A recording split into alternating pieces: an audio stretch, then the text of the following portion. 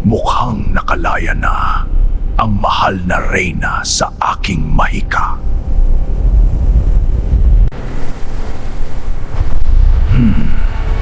Ngayon lang ulit ako pupunta sa mundo ng mga tao pagkatapos ng mahabang panahon.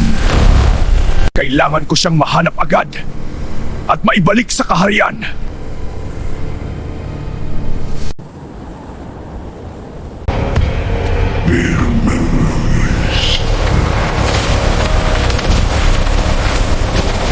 Pinalanglatin ko hindi ka magpapakita.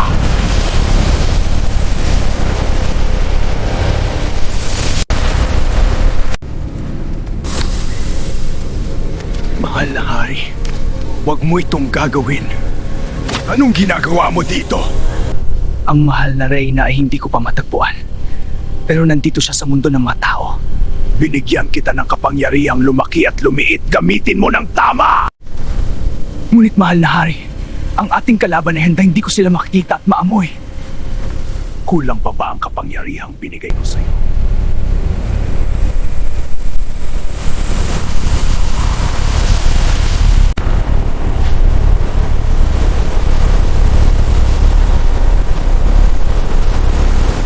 Salamat, mahal na hari.